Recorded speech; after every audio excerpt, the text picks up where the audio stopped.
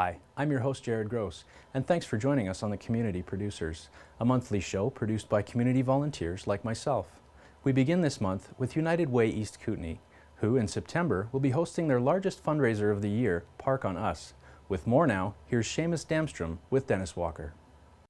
Well, there's a busy group in motion right now, the United Way, and they always are, although they ramp up at certain times of the year. And Seamus Damstrom joins us in studio from the United Way here in the East Kootenay. Hi, Seamus. Hi, how are you? Very good. Yeah, you're a pretty young person to be doing this. How did you get involved in United Way? Well, I moved up to Cranbrook last year to go to college. And in the summer, I was looking for a job and to get engaged in my community. So by chance, they had a job available for the summer as a campaign associate last year, and that's how I started with United Way. Right. I know you have just the one office in Cranbrook, but you have an outreach in the Elk Valley as well, don't you? Yeah, so United Way East Kootenay, we try to fund as many programs in Cranbrook as well as in the East Kootenay. Windermere, we have a youth center that we fund with the funds raised in our Park on Us campaign. Like many of the organizations that we interview, it's very regional, and I know that's why you're talking about the Elk Valley and the Columbia Valley at the same time. You also have to get very creative because now the fundraising game there's not so many pieces, or there's more pieces in the pie than there used to be. Park on Us, can you tell us about that part of the United Way? Yeah, so Park on Us is an annual campaign. We do every summer. We start doing it. The city of Cranbrook donates all of the 420 parking meters downtown Cranbrook, and we then sell them to local businesses, and it provides free parking for customers on the day of the campaign, as well as it gives promotion for businesses and organizations because we'll have signs out there for them, and all the funds raised on that one day of free parking goes to United Way, and we keep every single dollar in our community and the East Kootenays as well. I know the list could be a mile long, but when you talk about the United Way, you do donate to different causes. You choose different ones each year. Are there any particular causes or organizations you're focusing on this year? Well, we try to have as many organizations in our community apply for funding and for the funding. It's all determinant of how much we raise in our campaign. Some of the groups that we fund all the time are Community Connection Society, a great hub over there with all the organizations in there, as well as we do funding with the party program, and the list goes on and on and on. There's names of special people all the time, active members that help you a whole lot. Are there any people you want to make mention of and give recognition to while we have you here today? Well, I wanted to give a little recognition to Frederick. He was a long-time supporter, and he was on this Park on Us campaign since it started. And he passed away last summer. And this is his event. This was his heart and soul. And I will never be able to do justice to him, but I always keep him in my mind when I go to businesses. And there are businesses who say, "Where's Frederick?" Or, "Oh, you're a little different than Frederick." He was very unique, and he always put a smile on everyone's faces with the stories he told. Usually the United Way, everything is kind of tied in together from a national base, but I take it by the way you're talking about Park on Us, this is very much a local initiative. Yeah, most definitely. This is a local initiative as well as United Way East Kootenays. We do not receive funding from the federal government as well as from other United Way organizations for any of the programs that we're funded for. We want to make sure that the money that we raise stays in our community and doesn't go elsewhere. Seamus, do you have a fundraising goal for this year, or do you try and stay away from that? Well, for myself, I want to make sure that I can either get more businesses involved.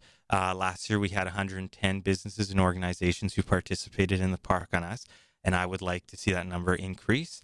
As well as we made about $11,000. We have the potential to make about $20,000. So if we can make any ground with that or increase that, I'll be ecstatic. For a person watching, whether it be in the public or an organization leader or somebody that has a business and they want to get involved with United Way, What's the format? Is there a lot of paperwork to it, or you get on board and I don't know, the commitment and the format and procedure if they want to get involved then?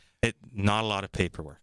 You can stop by our office. We're right on Baker Street, right beside the Bank of Montreal. You can contact our office. We're always available from Monday to Thursday. And in terms of the Park on Us, for businesses to get involved, they just have to make a commitment. They can say, we're going to get 1 parking meter, and you get a sign with your name, with your business's name. And if you wanted 10 parking meters, you get a nice large sign with your logo and your name. And there's not a lot of, there's no paperwork. It's just making that commitment. That's what we want. That's good information. We needed those dates and times. When will people see all this happening? Yeah. So our Park on Us event, our 15th annual Park on Us event this year is going to happen on September 15th. Right down Baker Street, we're going to have a barbecue at about 11:30. And from 7 to 7, it's going to be free parking down there. So come out, shop, come by our barbecue and stop by our office. It's going to be a great day. We appreciate what you're doing, and we'll see you on September the 15th. Perfect. Thank you Hope very you're having a good much. summer, too. Thank you. Yeah, Seamus Damstrom is with United Way here in the East Kootenay. After sitting empty for the past 6 years, the old fire hall in Cranbrook finally has a new lease on life. After 82 years in service, Fire Hall No. 1 in Cranbrook is undergoing a major transformation, from a deserted fire hall to a kitchen and tap house. It will be known as Firehall Kitchen and Tap, and is the vision of entrepreneurs Jesse Roberts and Fred Williams, who, after a long process, can finally put their plan into motion. It's all kinds of terrifying, exciting, can't sleep. Like, it's real. For a long time, a lot of hours, a lot of work, it was just a dream. The building has been sitting vacant since the Cranbrook Fire Department moved out in 2011. In 2015, the city would put it up for sale, and just over 2 years later, they would find their buyer. For us, we weren't using it anymore. It was becoming more of a liability with some of the structural issues that we were faced with it, and the amount of money to put into it.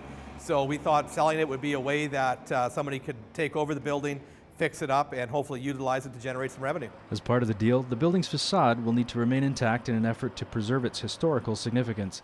Inside, a complete overhaul is required to give the building structural improvements, new plumbing, electrical, and HVAC, at an estimated cost of $700,000, an investment these two were willing to make. The building belongs to Cranbrook. It should be restored, and without that sort of investment, this building would go away within the next few years. So, Williams, with a background in construction and restoration, and Roberts, the owner-operator of a local restaurant, took on their biggest project yet. It's certainly something I wouldn't do on my own, without a doubt.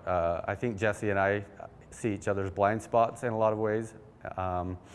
He has natural talents that he's better at, and vice versa. So I think having both of us involved is essential to making it work. Originally built in 1929, the hall houses a number of historical artifacts, including firefighter signatures dating back to 1946, and a table which is believed to be the original City Council table. We thought it was a really neat table. We were fighting over whose house it got to be in.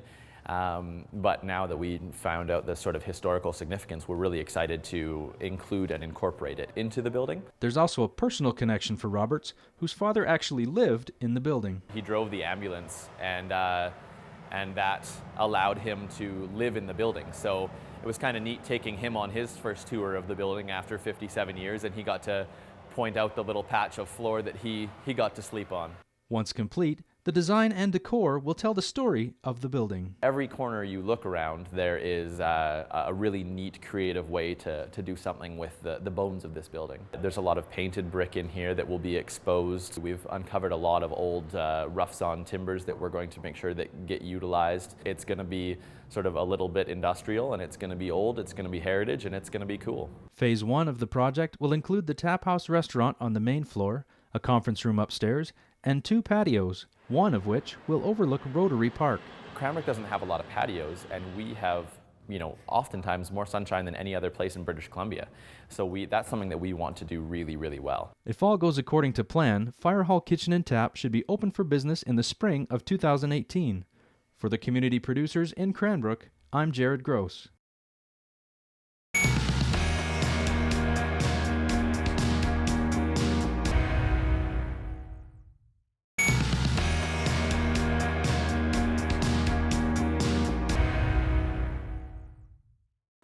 Welcome back.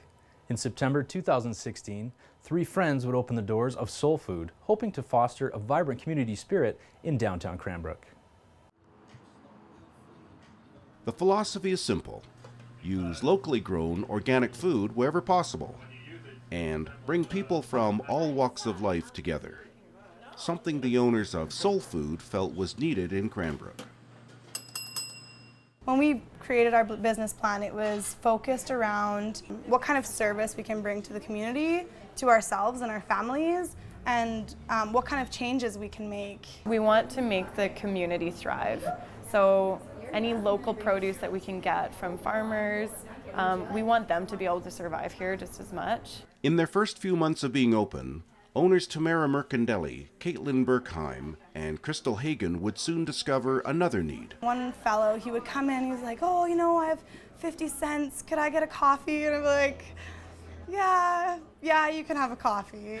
And we were like not really sure what to do about it because, you know, it kind of kept happening and happening.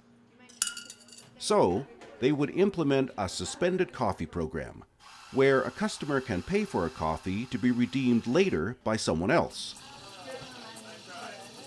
However, they decided not to just stop at coffee. Rather than just being about coffee, it can be about, you know, food, because that's really, if you don't have enough money for something, that's really what you should be getting, is like something to nourish your body. We want that nourishment to be available for anybody, regardless of like what you yourself can pay for it. In the first 4 months, more than $3,300 moved through the program. It makes such a huge difference for those people.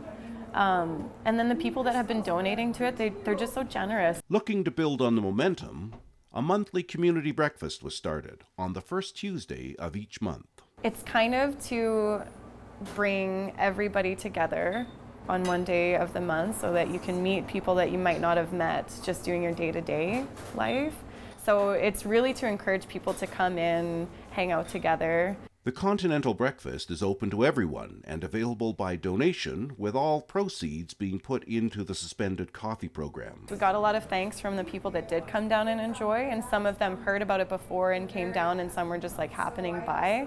But people seem to really love the idea. And as they continue their quest to bring people together and help the less fortunate, they're hoping others will follow. I want these things to be like normal. I want organic food to be something that every single restaurant provides, you know? I want the community aspect, like everybody should feel welcome in every place that they go. We would like to challenge other businesses to start this program and have food available for anyone, no matter where they are. For the community producers in Cranbrook, I'm Bill Brewer. A very popular event each September is the Kootenay Rockies Gran Fondo, now in its 5th year. Up next, Dennis Walker discusses this year's ride with Chairperson Glenn Doby. Kootenay Rockies Gran Fondo coming up next month, and we're getting ready. Glenn Doby, how are things going with the organizational part? Dennis, things are going very well. As of the end of July, we are at 80% full registration. We have a 500 rider cap this year, so we're optimistic we'll hit that by the long weekend in September. Yeah, I know you want it to grow, but there is only so much room on that course, isn't there, with the North Star Trail and where it narrows out a little bit? That's true. Our growth has been about 75 cyclists per year, and we've enjoyed that because we've been able to manage it well to provide the same experience. The trail is tight. You can only have 2 cyclists wide, but to date we've had no issues with 400 riders last year, so we're optimistic 500 this year will cycle well. I'm told some people are going to get very good times this year because they've put the new pavement down on that stretch between Kimberley and Wausau on 95A. Do you think that will happen? It definitely will happen. I was out there yesterday for the first time, and that pavement is like grease lightning. It's just smooth, sweet riding, and it's about 30 kilometers long. So the medium and grand riders are in for a real treat this year. In the off season, it's been really interesting to watch because you're getting exposure with international magazines. You've been on television down in Texas. It's catching on. It certainly is. We're actually quite overwhelmed by the exposure. Last year, John Woodson from Texas, bucket list rider for North America, wrote a fabulous article about our event. It was posted on Racing Post, the North American Gran Fondo Guide. Cycling Canada magazine featured us in their May issue. And currently we have 2 more registrations from Switzerland, so we have a bit of an international flair this year. It's interesting because people that aren't going for time and just go and enjoy the course, it's the scenery they like as much as actually getting out there, pedaling and getting the exercise. Exactly. As much as we enjoy the strong cyclists, the seasoned cyclists who are there for times, the Piccolo, the small event, which is 58 kilometers, there's a real growth, particularly locally with recreational cyclists. Something we take real pride in at Sunrise Rotary is that we've encouraged a lot of people to use the Piccolo Fondo as a goal setting for a healthier lifestyle. So that growth is really positive. Volunteers, do you have enough? We do have enough, but there's always room for a few more. There's lots of different ways we can use their time, their energy. And one of the things we get back from cyclists is how extraordinary our volunteers are in cheering cyclists on and helping them out. What do you ask from the volunteers? I suppose most of them are needed in traffic and making sure the cyclists are safe when they're out there doing the course. There's traffic and safety, there's hospitality, aid station support. There's a variety of ways they can help. And we do need volunteers on the Friday, the course setup. That's where we're, say, more challenged for volunteers. So if you're interested, just go to krgf.ca and register as a volunteer. Between the communities and the beauty along the way, it's interesting to note that a lot of times when the riders get into Kimberley, there's a bit of a celebration in the Platzel. Absolutely. We're fortunate in conjunction with the City of Kimberley. They close the Platzel down. There's a live music. Riders are announced. I think the best comment we had 2 years ago, a rider came through, he said he felt like he was in the Tour de France. So, and local citizens are now coming out to with lawn chairs on the side, cowbells, cheering cyclists on. So it's a real treat to have that added. What was your vision when this started, Glenn? I take it you were one of the people that started the Kootenay Rockies Gran Fondo. Is it where you want it to be? I would say it's actually exceeded where we wanted to be. We wanted to create a real quality event, world class, partly to give cyclists an opportunity to participate in a fondo close to home, but also to help out our local communities, Cranbrook and Kimberley. We're drawing in probably 60 to 70% of our riders now from southern Alberta.